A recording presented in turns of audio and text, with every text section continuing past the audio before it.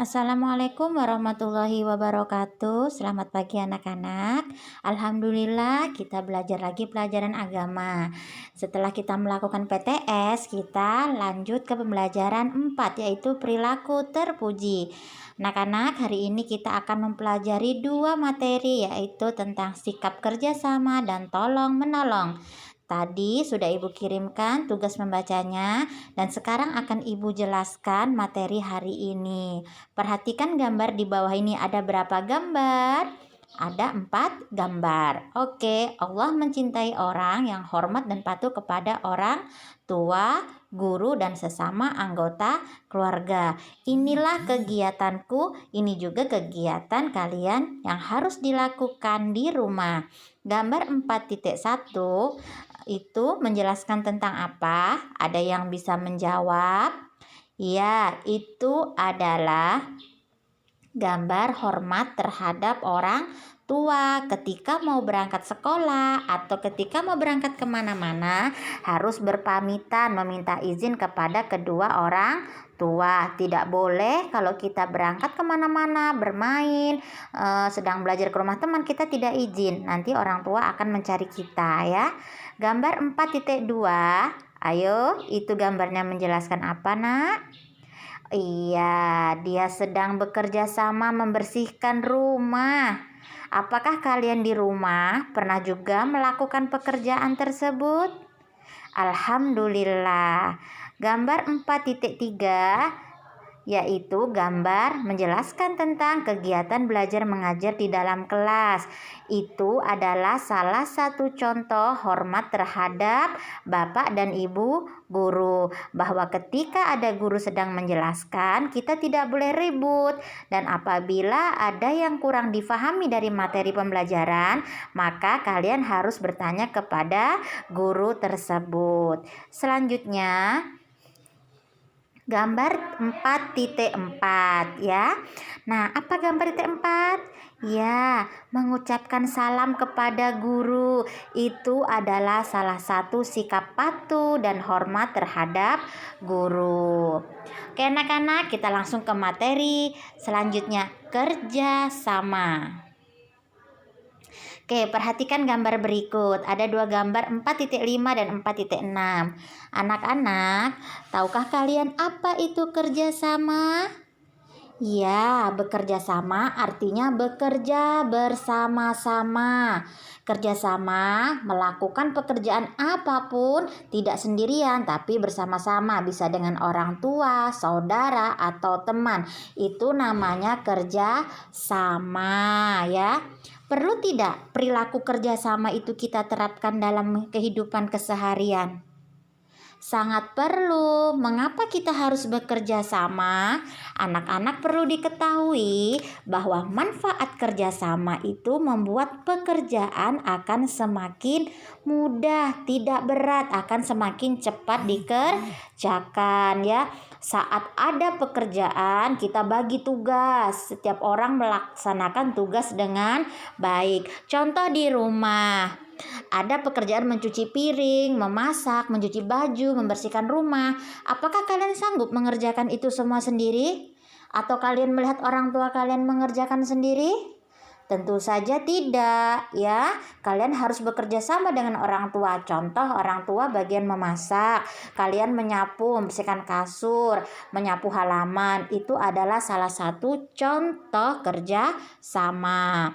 Bagaimana bekerja sama di sekolah? Nah, sering sudah dilaksanakan, diberikan contoh oleh Bapak Ibu guru. Setiap awal tahun ajaran baru pasti akan membentuk yang namanya jadwal piket kelas ya. Di situ sudah dibentuk ya, supaya kita tidak satu orang saja yang piket ya, tetapi bisa bergantian, dan bisa juga yang tidak piket hari itu membantu teman supaya kelasnya cepat bersih. Ingat anak-anak, kerjasama itu membuat pekerjaan yang sulit terasa lebih mudah. Kerjasama juga meringankan pekerjaan yang berat ya. Jadi anak-anak di rumah harus bekerja sama ya. Poin penting dari kerjasama, kalian tidak boleh bekerja sama dalam hal keburukan. Contohnya apa? Kalian tidak boleh bekerja sama ketika ulangan. Ibu tanya, boleh tidak bekerja sama ketika ulangan? Tidak boleh. Paham? Kita lanjut gambar berikutnya. Perhatikan gambar 4.9 dan 4.10. Ini adalah dua contoh gambar tentang sikap tolong menolong. Anak-anak pernah menolong seseorang? Pernah menolong orang? Pernah menolong hewan? Alhamdulillah ya, itu namanya tolong penolong. Jika kita melihat orang lain dalam kesulitan atau kesusahan, kita harus menolongnya. Jika ada orang minta tolong, kita juga harus menolongnya. Memberikan bantuan dan pertolongan adalah perbuatan yang sangat mulia, sangat disukai oleh Allah Subhanahu wa Ta'ala. Kita harus memiliki sikap tolong menolong dalam kebaikan dan takwa. Poin penting, kita tidak boleh tolong menolong dalam hal keburukan dan permusuhan. Bagaimana contohnya? Kalian tidak boleh tolong menolong misalnya seperti ini. Ibu contohkan namanya seperti ini, Ahnaf. Tolong aku nah, tolong apa? Bantu aku mencuri jambu. Itu bukan tolong menolong ya. Tidak boleh tolong menolong dalam hal keburukan ya. Misalnya dimintai tolong teman untuk menyembunyikan sepatu teman, itu tidak boleh. Jadi tolong menolong dan kerjasama hanya boleh dilakukan dalam hal kebaikan. Ini contohnya si anak gambar 4.9 menolong hewan tersebut dicarikan makan.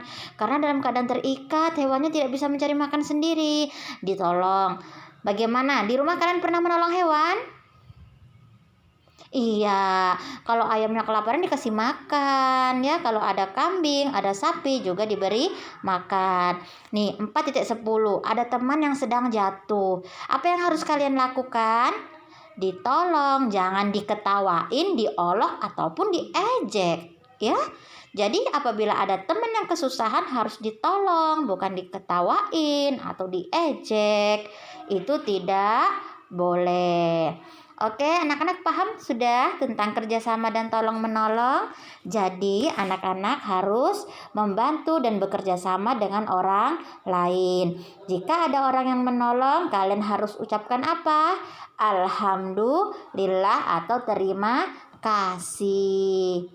Sampai di sini penjelasan Ibu tentang materi kerjasama dan tolong menolong. Perlu diingat bahwa kerjasama akan membuat pekerjaan yang sulit menjadi mudah, dan tolong menolong itu harus dilakukan dalam hal kebaikan dan takwa. Kalian tidak boleh bekerja sama dan tolong menolong dalam hal keburukan. Terima kasih. Silahkan selanjutnya kalian membaca materi yang sudah Ibu kirimkan dan mengerjakan tugas yang sudah Ibu perintahkan. Selamat bekerja. Assalamualaikum warahmatullahi wabarakatuh.